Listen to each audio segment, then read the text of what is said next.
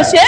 বাচ্চা, এটা বাচ্চা, উনি তো আমার চেয়ে বয়সের ছোট। আমরা নগর পিতা হিসেবে ইশরাক ভাইকে চাচ্ছি, এটার কোনো বিকল্প আমাদের আর নাই। ওনাকে দেখতে হবে ওনার বাবাকে, ওনাকে দেখতে হবে ওনার বাবার নাম কি। ইশরাক ভাই যদি মেয়র হয়ে যদি শপথ গ্রহণ করে যদি নগর ভবনে বসতে পারে, তাহলে তো এই যে যারা এখন বর্তমান উপদেষ্টা যারা আছে তাদের তো বাপ হয়ে যাবে। এটা আসলে দিনের আলোর মতন প্রকাশ্য হয়ে গেছে, কারণ আমাদের ইশরাক ভাই যদি মেয়র হয়ে যদি শপথ গ্রহণ করে যদি নগর ভবনে বসতে পারে, তাহলে তো এই যে যারা এখন বর্তমান উপদেষ্টা যারা আছে তাদের তো বাপ হয়ে যাবে।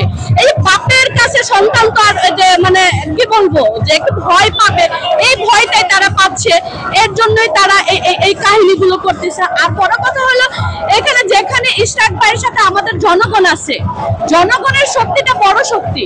যেহেতু আমরা চাচ্ছি, আমরা নগর পিতা হিসেবে ইশরাক ভাইকে চাচ্ছি, এটার কোনো বিকল্প আমাদের আর নাই। আমরা যতক্ষণ পর্যন্ত আমাদের দাবি পূরণ হবে না ততক্ষণ পর্যন্ত আমরা এই রাজপথে থাকবো, রাজপথে আসি। আমরা ইশরাক ভাইকে নগর পিতা হিসেবে দেখতে চাই। অবশ্যই যোগ্য, কারণ কেন যোগ্য? ওনাকে দেখতে হবে উনি কার সন্তান, ওনাকে দেখতে হবে ওনার বাবাকে, ওনাকে দেখতে হবে ওনার বাবার নাম কি। যার বাবা পিতা ছিল একজন মুক্তিযোদ্ধা ছিল, যার বাবা ছিল মানে সাদিক হোসেন খোকার ছেলে, কারণ যোগ্য পিতার সন্তানই যোগ্য হয়েছে।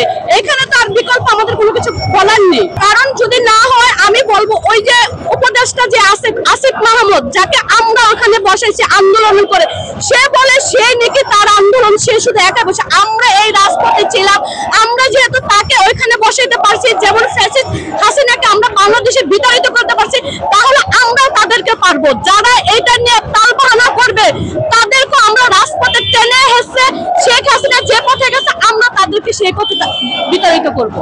তাহলে আসিফ মাহমুদ ওইখানে যে চেয়ারে বসছে ওটা উনি কোন কারণে বসছে, উনি কোন যোগ্যতায় বসছে? আমার প্রশ্ন আসিফ মাহমুদের কাছে, সেও তো কোটাতেই বসছে, তাহলে আমরা আর কোটা চাই না। আমরা চাচ্ছি আসিফ মাহমুদ ওইখান থেকে পদত্যাগ করবে। যতক্ষণ পর্যন্ত পদত্যাগ উনিও যদি না করে আমাদের এই আন্দোলন চালিয়ে যাব, কারণ আমরা যোগ্য মানুষকে চাচ্ছি। আমরা চাচ্ছি আসিফ মাহমুদ পদত্যাগ করুক, একজন যোগ্য মানুষ ওইখানে বসবে। সে একজন বাচ্চা পোলাপান, ওখানে কি বুঝবে সে? বাচ্চা, এটা বাচ্চা, উনি তো আমার চেয়ে বয়সের ছোট, উনি তো আমার চেয়ে জুনিয়র ছোট, উনি কি বুঝবে রাজনীতি উনি কি ভাবছে?